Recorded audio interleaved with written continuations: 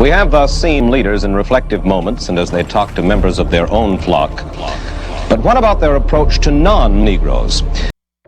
Okay, so this is the Pope's first visit to the Americas, to America, and to these states in particular. On his first visit, he meets with the president, with the United States President Obama,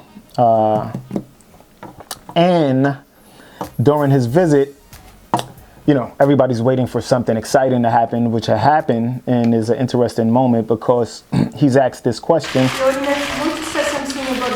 by a foreign reporter, obviously. What about the Negroes? Now, what Obama's response to that was, even though the question was geared toward the Pope, Obama's response was, thank you, everybody. Thank you.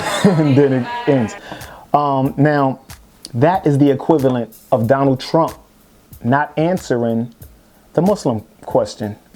When that man jumped out of the, not jumped out of, when that man posed the question to Donald Trump, who's running for the U.S. president, about whether Obama was Muslim or not, you know, and I think General Colin Powell stated eloquently that it's neither here nor there, you know, whether he was or wasn't, or is or isn't, but that the fact that Donald Trump didn't answer became a speaking point for news media and for, you know, the community at large. The fact that, you know, it's such a touchy topic, and he offended a blanket majority of people who study Islam, study, you know, the Muslim belief system, who follow the Muslim belief system. Now, when you say something like, you know, when a reporter who's a foreign reporter, respectively, asks a question, you know, about African Americans, blacks, Negroes. Now, before people say, well, we're not Negroes. Or, now, look, the NAACP, what is that? What does those acronyms stand for? Don't it's like Negro and Negro something, right? Negro, you know, right? So she was right at asking about Negroes. Like, it's offensive here to people who are not familiar with history. Like, anybody who's not familiar with history, like if you go to other countries, it's like, it's not meant to be offensive. You got what I'm saying? So, and anybody who's wise enough or intelligent enough or who have any sort of intellect knows what the question was about. It was asking about what about the black people? Now, because obviously during the rest of the conversation, there was other questions about other cultures. Now, obviously during this conversation or during this setup, there are reporters there to ask questions. You got what I'm saying? So there's photographers. If it wasn't meant for reporters to ask questions, then they shouldn't have been there.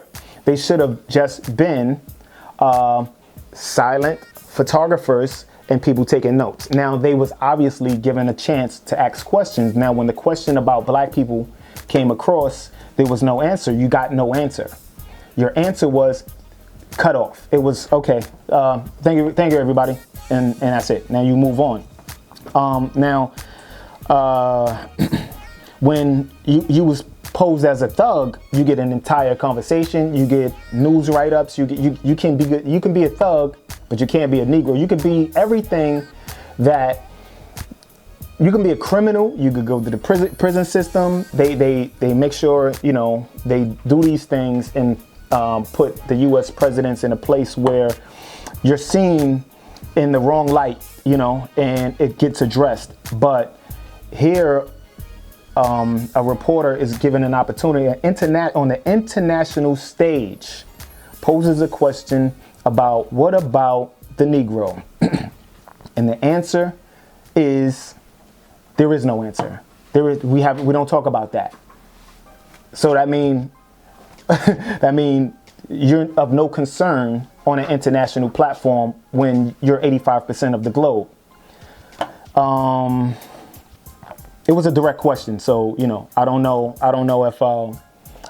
if people, you know, that will register with people that this moment in history has been recorded on an international platform, and you've been they clowned you on it. They clowned us on an international platform as if you have no relevance, and it's something that's even more important because the show's over. The show's about over. It's closing. Is what's even more key right now is the reparations petition has now reached the amount of numbers, the amount of signatures needed to be presented to the White House. The reparations petition has garnered enough signatures to be discussed as a topic or as a posed topic for the White House to address. Now, the way this situation just happened, it's your time to address that and make that the topic of discussion for anybody that is running for president.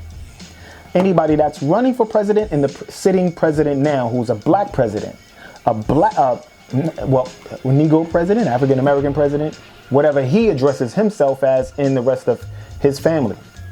But that is something that's, that's right now. It's something that you can. It's a topic that's available for discussion. Okay, so do you care that on an international platform you was shut down? Do you care that on an international platform you was cut off and shut and just not even look at the Pope's face? Look at the Pope's face. Look at his face. His face was like, sheesh.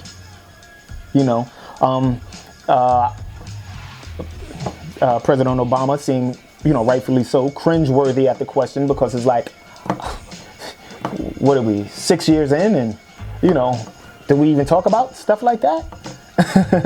So when an international reporter asks an international pope about, what about the Negro? What about the Negro dilemma? This is an old question. We're in 2015. She's still addressing us as Negroes. It's fucking, this is the funniest, saddest moment in history. Okay? Because it's happening during our lifetime. I just can't. It's over. Just what do you think about the thing? Is it even, is it as sad? It's the end of the world. It's the end of that whole era of